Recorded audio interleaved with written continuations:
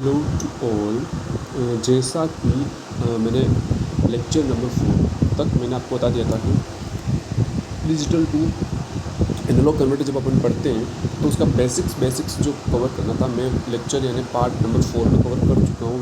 Part number 5 जिसमें अपन दो type के डिजिटल टू एनालॉग कन्वर्टर्स पढ़ेंगे।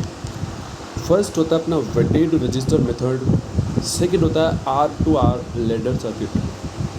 जो वेटेड रजिस्टर सर्किट मेथड होता है, इसमें इसके नाम से ही इसका आंसर है वेटेड रजिस्टर मेथड, यानी कि यहाँ पे रजिस्टर्स को अपन वेट करेंगे अकॉर्डिंग टू अपन अपने बाइनरी नंबर के अनुसार।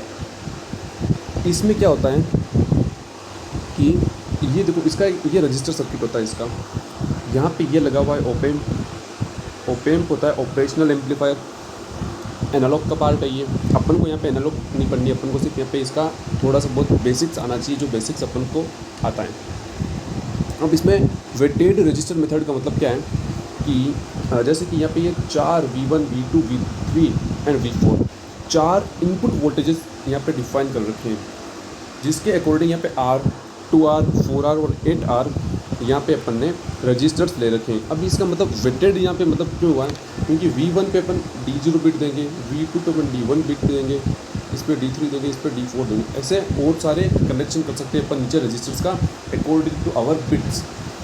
ये अपन ने 4 बिट इनपुट का एक सर्किट बनाया है। मान लेते हैं कि मैं इनपुट देना चाहता हूँ 1 1 1 1। तो अगर मैं ये इनपुट दूंगा तो क्या मतलब क्या होगा कि V1 पे भी 1 है, V2 पे भी 1 है, ये D0 बिट होती है, ये D1 होती है, ये D2 होती है और ये D3 होती है बिट। तो D0 इसकी अकॉर्डिंग टू वेट देखें तो इसका 1 वैल्यू होती है। सेकंड वाली बिट जो D1 है, इसका अकॉर्डिंग टू वेट देखें बाइनरी में तो उसका वैल्यू वेट 2 होता है। थर्ड वाली बिट यानी D2, इसका अकॉर्डिंग टू अपन बाइनरी वेट देखें तो 4 होता है। तो इसलिए यहाँ पे 4R लिया, यहाँ पे 2R लिया, यहाँ पे R लिया। तो अगली अपनी जो थर्ड बिट है यानी कि ये D3 वाली, इसका अकॉर्डिंग टू बाइनरी वेट होता है 8, इसलिए यहाँ पे अपन ने 8R लिया। इसीलिए इस मेथड का नाम होता है वेटेड रजिस्टर मेथड। यहाँ पे अपन ने रजिस्टर्स को according to our bit position weight किया है रजिस्टर्स को। यहाँ पे मैंने 4 इनपुट लिए V1 V2 V3 V4। यहाँ पे अपन को समझने के लिए फर्स्ट ऑफ ऑल अपन को ये चीज़ पता होनी चाहिए कि जब अपन कभी भी ऑपरेशनल एम्पलीफायर पढ़ते हैं तो उसमें एक कॉन्सेप्ट आता है वर्चुअल ग्राउंड का। यहाँ पे वर्चुअल ग्राउंड का मतलब क्या होता है कि एक अपन को ओपेम्प की ये चीज़ पता होती है कि ओपेम्प जो होता है अपना, ओपेम्प में इनपुट करंट जो होती है ना, इनपुट करंट वो ज़ीरो होती है। ओपेम्प की इनपुट करंट हमेशा ज़ीरो होती है।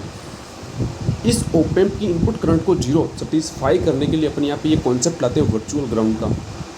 वर्चुअल ग्राउंड का मतलब क्या होता है, एज एवर इसका नेम सजेस्ट क्या कर रहा है कि as the name indicates it is virtual not real ground. ये वर्चुअल ग्राउंड है, ये अपन अज्यूम करते हैं, ये रियली में किसी ग्राउंड से कनेक्ट नहीं होता है। ये वर्चुअल ग्राउंड है, मतलब कि कोई रियल ग्राउंड नहीं है। For some purpose we can consider it as equivalent to ground in ओपेम्प।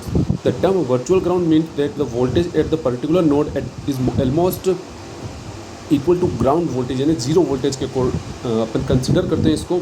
ये मैंने एरो करके बता रखा है। ये होता है अपना वर्चुअल ग्राउंड, इसको अपन एज ए ट्रीट करते हैं वर्चुअल ग्राउंड। ये ओपेम्प का कॉन्सेप्ट है। This concept is useful to analyse an op amp circuit. ये ओपेम्प को एनालाइज करने के लिए यूजफुल होता है। इसमें एक चीज़ और होती है कि जब अपन कभी भी D0 D1 D3 D4, मैंने यहाँ 2 लेना था, यहाँ 3 लेना था। अच्छा, ये बिट्स अपना कोई इनपुट हो सकता है, ठीक है। तो अगर अपन 0 बिट आई तो इसका मतलब क्या है कि यहाँ पे V1 जो होगा ना, ये ग्राउंड से कनेक्ट होगा। अगर 1 आई बिट तो इस V1 की वैल्यू V रेफरेंस के इक्वल होगी। ये तो समझ में आता है। 1 का मतलब एक पर्टिकुलर वोल्टेज और 0 का मतलब 0 वोल्टेज, दैट मीन्स अपन इसको ग्राउंड कह सकते हैं। तो इस चीज़ को मैंने यहाँ आगे लिख रखा है, आगे नहीं लिखा, इसको अपन यहाँ पे समझ सकते हैं कि जब कभी भी बिट 0 आएगी तो इसका मतलब ये होता है कि वो ग्राउंड से कनेक्टेड है अपन रजिस्टर का। वो V1 जो सीधा है या वो V2 या V3, वो अकॉर्डिंग टू अपन बिट डिसाइड करते हैं। जैसे कि 1 0 0 1, ये अपन एज ए इनपुट दें 1 0 0 1, तो इसका मतलब क्या होगा, ये 1 तो ये वाली बिट है, तो यानी ये V1 जो है वो रेफरेंस से कनेक्टेड होगा। V2 और V3 पे इनपुट 0 0 है, इसका मतलब ये दोनों ग्राउंड पे है। और V4 पे 1 है वापस, तो इसका मतलब ये इसका कोई पर्टिकुलर वोल्टेज अपन ने यहाँ पे दिया है। 1 बिट आती है, इसका मतलब यही होता है कि अपन को एक पर्टिकुलर डिसाइडेड वोल्टेज जो अपना रेफरेंस वोल्टेज वो अपने यहाँ पे देते हैं। इसके बाद में ये चीज़ें यहाँ पे कंप्लीट। अब इसकी पार्ट आता है कैलकुलेशन पार्ट। कैलकुलेशन अपन कैसे करते हैं, तो यहाँ पे अपन को दिख रहा होगा, तो इसको मैं देखो ऐसे लिख सकता हूँ ना, V1 मैं D0 ले लेता हूँ minus 0 voltage upon small R. यहाँ से कौन सी लिखूँ ये, देखो यहाँ पे मैं यहाँ पे क्या लगाऊंगा, वोल्टेज डिवीज़न। दैट मीन्स यहाँ पे मैं इस यहाँ पे अगर KCL लगाऊँ तो यहाँ पे इनपुट करंट यहाँ से मैं V1 और D1 माइनस 0 अपॉन R ये कर दिया। मतलब यहाँ की करंट मैंने ले ली, यहाँ की करंट मैंने ले ली, प्लस यहाँ से भी कोई करंट आ रखी होगी, यहाँ से भी कोई करंट आएगी, यहाँ से भी कोई करंट आएगी।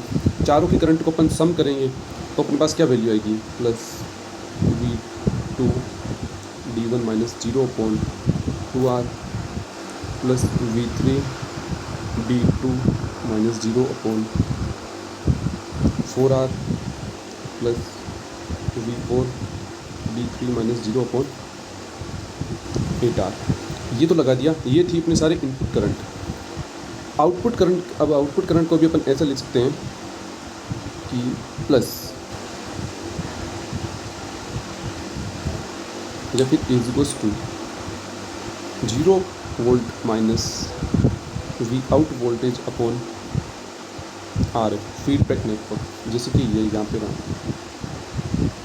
ये वाला पार्ट, ये इसका वोल्टेज होता है वी नोड, मतलब ये आउटपुट वोल्टेज होता है, और यहाँ से कोई करंट यहाँ जाती है, मतलब फीडबैक वाली करंट यानी 0 minus V ref V node. ये कॉन्सेप्ट अपन ने यहाँ पे लगाया तो अपने पास ये कोई एक इक्वेशन बन के आ जाती है।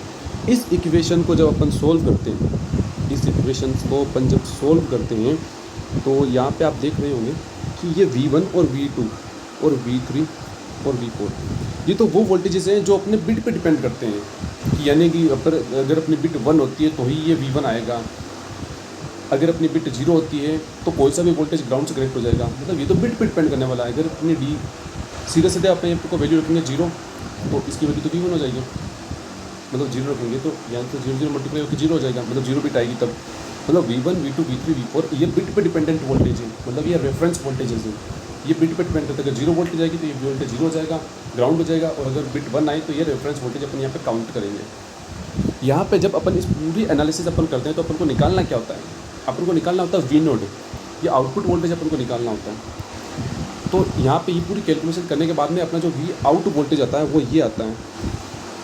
करना ट्राई इसको, V आउट वोल्टेज इतना आएगा, V naught equal to minus R F upon minus R F V reference voltage. मैंने ये जो V1 था ना, ये V1 V2 V3 V4 सारे वोल्टेजेस की वैल्यू इक्वल होती है, क्योंकि ये सब V रेफरेंस वोल्टेजेस हैं, ये बिट पे डिपेंडेंट वोल्टेजेस हैं, इसलिए मैंने यहाँ पे कॉमन ले लिया, V रेफरेंस आ गया अपॉन में 8R decimal equivalent value of binary input, जो मैं ये ले रहा था D0 plus D1 plus D2 plus D3, ये सारे थे क्या डेसिमल इक्विवेलेंट वैल्यूज़ थी, जो मैंने यहाँ पे ऐसे ले ली। यानी इस पूरे को सोल्व करने के बाद में अपने पास ये रिज़ल्ट आता है। ठीक है, अब अपन जब इसके लेक्चर पार्ट नंबर 4 में अपन ने एक फॉर्मूला देखा था आउटपुट वोल्टेज का। वो क्या होता था आउटपुट वोल्टेज का, वो होता था V node is equals to resolution multiply with decimal equivalent of binary bits, जो अपन इनपुट देते हैं उसका डेसिमल इक्विवेलेंट। तो ये तो डेसिमल इक्विवेलेंट इसका इक्वल हो गया, लेकिन ये कि रेजोल्यूशन किसके इक्वल हो जाएगा, तो फिर ये रेजोल्यूशन इक्वल हो जाएगा इस minus R F V ref upon 8R के इक्वल हो जाएगा, यानी ये रेजोल्यूशन हो जाएगा अपना। ठीक है, ये अपना रेजोल्यूशन हो गया।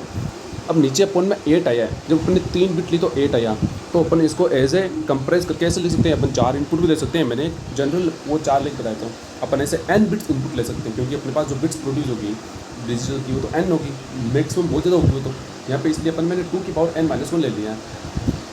इसलिए n बिट लेने पर इसका फॉर्मूला मिलता है, अगर अपन यहाँ पे n बिट लेते तो V नोड मतलब रेजोल्यूशन कितना हो जाता है, अगर अपन n बिट यहाँ पे लें तो रेजोल्यूशन हो जाएगा minus R F V ref upon 2 की पावर n-1 4R। ये रेजोल्यूशन का अपना एक जनरल फॉर्मूला हो जाता है यहाँ पे, ठीक है। ये आप देख सकते हैं, ये रेजोल्यूशन का जनरल फॉर्मूला हो जाता है। उसके बाद में ये अपना मेन फॉर्मूला है, मेन फोकस्ड फॉर्मूला अपना ये है। इसके बेसिस पे अपन एक क्वेश्चन करते हैं आगे। अगला क्वेश्चन क्या है कि let's convert a binary number. मैंने 4 का एग्जांपल दिया था, यहाँ पे इसने क्या है कि ये as a input binary number है कि 0 1 1 0 1 इंटू एन। इसको अपन कन्वर्ट करना है analogue output where the V reference voltage. यहाँ पे अपन ने दे दिया 10 वोल्ट। रेफरेंस वोल्टेज का मतलब क्या है, जब कभी भी 0 वोल्ट आए, 0 बाइनरी आएगी, दैट मीन्स अपना जो रेफरेंस वोल्टेज है वो 0 हो जाएगा। और जब कभी 1 बाइनरी आएगी तो ये वी रेफरेंस वोल्टेज को 10 वोल्ट आप ऐसे काउंट करोगे। फॉर्मूला क्या था अपना ये, आर एफ अपन को नहीं पता था, वी रेफरेंस क्वेश्चन में दे दिया। आर अपन को ये आर नहीं पता था। डेसिमल इक्विवेलेंट अपन उस बाइनरी का निकाल सकते हैं, 5 बिट की है। तो यहाँ पे एक दिया हुआ है कि आर इक्वल टू हमेशा होता है 2RF। Are is equal to होता है 2RF, समझे। तो इसमें जब वैल्यू रखेंगे तो -10 इंटू 13 ये क्या है, ये इसका बाइनरी इक्विवेलेंट है। इसका 8 4 12 + 1 13 ये इसका बाइनरी इक्विवेलेंट है। डिवाइड में 32 आया। 32 क्या आता है, ये -10 तो वी रेफरेंस पता चली गया। आर से आर कैंसिल हो जाएगा, आर से आर रेफरेंस कैंसिल हो जाएगा, क्योंकि आर की वैल्यू 2RF रखेंगे तो RF से RF कैंसिल हो जाएगा, नीचे एक 2 रह जाएगा। तो नीचे एक 2 रह जाएगा, मल्टीप्लाई विथ 2 की पावर n-1। n की वैल्यू यहाँ पे 5 बिट्स है, ये 5 बिट्स हैं। तो जब n की वैल्यू पे 5 रखेंगे तो 2 मल्टीप्लाई विथ 2 की पावर 4, इसकी वैल्यू होती है 32। तो ये इन दिस वे यहाँ पे अपना डिवाइड में आया 32। इसकी वैल्यू जब सॉल्व करा तो ये आया -4.0625। ये अपना इसका वी आउटपुट वोल्टेज होता है कि जब कभी भी अपन ये इनपुट एज ए देंगे तो इसका ये V output voltage as a analogue के फॉर्म में आएगा। अंडरस्टैंड। तो ऐसे अपन किसी भी डिजिटल डेटा को एनालॉग में कन्वर्ट करते हैं बाय वेटेड रजिस्टर मेथड। इसके लिए ये इसका फॉर्मूला होता है जो अपन को इम्पोर्टेंट है कि याद रखना होता है। ये इंपॉर्टेंट फॉर्मूला अपन को याद रखना होता है, -RF VREF upon 8R decimal equivalent. जो बाइनरी का इक्विवेलेंट है इसका कोई कैलकुलेशन नहीं, तो अपन को पता होता है, निकाल सकते हो डायरेक्टली। यहाँ पे जो R है इसको R को इक्वल टू कर दे 2RF। यहाँ पे RF से RF कैसे हो जाता है, 1/2 रह जाता है। तो वी रेफरेंस अपॉन 2 की पावर n-1 और 2 और मल्टीप्लाई हो जाता है। तो ये 2n-1 से 2 मल्टीप्लाई हो जाएगा। तो मेन अपन इसका एक और फॉर्मूला लिख सकते हैं यहीं पे, क्या हो जाएगा वो, -RF VREF अपॉन 2RF और 8, क्योंकि मैंने आर की वैल्यू तो RF से RF कर दिया। ये 8 के प्लेस में मैं जनरल फॉर्मूला लिख सकता हूँ 2 की पावर n-1। तो यहाँ से 2 और ये कंप्रेस होके ये बन जाएगा आंसर क्या, तो इसका जनरल आंसर क्या हो जाएगा वो आप देख सकते हैं, -VREF अपॉन 2 की पावर n। जो 2n-1 था वो 2 से कैंसिल हो गया और 2n बन गया। ये इसका बन जाएगा क्या, एक जनरल रेजोल्यूशन। ठीक है, इस प्रकार से अपन इस क्वेश्चन को सॉल्व किया और अपना आंसर क्या आ गया। नेक्स्ट अपना मेथड होता है, नेक्स्ट मेथड से जाने से पहले अपन इस मेथड की ड्रॉबैक्स अपन को पढ़ना होता है। ये मेथड कहाँ यूज़फुल है, और ये मेथड बेसिकली बहुत कम यूज़फुल है, क्योंकि अपन जब कभी भी मान लो ज़्यादा इनपुट देंगे तो R 2R 3R, जैसे अपन मान लो 5 बिट्स इनपुट देंगे तो 8R से 16R देना पड़ेगा। रेजिस्टेंस की वैल्यूज़ इंक्रीज होती जाएगी। जब कभी भी सर्किट में रेजिस्टेंस का वैल्यू या रेजिस्टेंस जो होता है वो बढ़ता जाता है तो उसमें एरर या नॉइस आने का चांसेस ज़्यादा होते हैं। तो increasing the number of input base require large value of registers increase exponentially. तो अपना जो आउटपुट था वो एक्सपोनेंशियली इंक्रीज होता है, वो भी एक ड्रॉबैक है। मतलब उसकी इससे लीनियरिटी एरर आती है। जब मैंने एक्यूरेसी बताई थी, एक्यूरेसी में 2 टाइप की एरर बताई थी, उसमें लीनियरिटी एरर और दूसरी एरर थी अपनी एक लीनियरिटी, और दूसरी क्या थी, एक अपना इनपुट जो होता है, नहीं आउटपुट जो होता है अपना रियल आउटपुट बिल्कुल नहीं आ पाता है क्योंकि उसमें नॉइस आ जाती है, वो एरर बताई थी। तो दूसरी एरर जो थी ना लीनियरिटी, वो इस एरर से आती है जब कभी भी नंबर ऑफ इनपुट्स इंक्रीज होंगे। दूसरा था कि the values of large registers are not accurate and always have some % of give और टेक। मतलब कि अपन ज़्यादा रेजिस्टेंस यूज़ करें, 8R फिर 16R यूज़ करना पड़ेगा, 32R यूज़ करना पड़ेगा, 64R 128। तो एक्यूरेट यहाँ पे रेजिस्टेंस की वैल्यू इंक्रीज होती जाएगी, तो अपन एक्यूरेट रेजिस्टेंस रख नहीं पाएंगे, थोड़ा सा ज़्यादा थोड़ा सा कम हो जाएगा। तो ऐसे ज़्यादा रेजिस्टेंस यूज़ करेंगे तो ज़्यादा इधर एरर प्रोड्यूस होगी। सेकेंड ड्रॉबैक क्या कि the error in register value cause to loss the accuracy of the DAC for large binary numbers. Large binary number के लिए यहाँ पे नॉइस आएगी, एक्यूरेसी यहाँ पे रिड्यूस होगी। Due to difficulty of designing registers it is not practical to implement it. यहाँ पे क्या होता है, रजिस्टेंस की कॉम्प्लेक्सिटी इंक्रीज होती जाती है with increasing the number of binary bits जो एज ए इनपुट अपन DAC में देते हैं, एनालॉग कन्वर्टर में। वहाँ पे अपन अगर बिट्स इंक्रीज़ करेंगे तो यहाँ पे इसकी कॉम्प्लेक्सिटी क्या होगी, सर्किट की इंक्रीज़ होगी। तो इसलिए अपन को इसको प्रैक्टिकली इम्प्लीमेंट करना बहुत मुश्किल होता है, इम्पॉसिबल होता है। इसलिए these drawbacks can be resolved by using R2R ladder circuit. अब इन ड्रॉबैक्स को अपन रिजॉल्व कर सकते हैं इस सेकंड मेथड का यूज़ करके, R2R लैडर सर्किट का यूज़ करके इस एरर को अपन रिड्यूस कर सकते हैं। तो ये अपन पढ़ेंगे नेक्स्ट सेक्शन में, पार्ट 6 में। तब तक के लिए थैंक यू।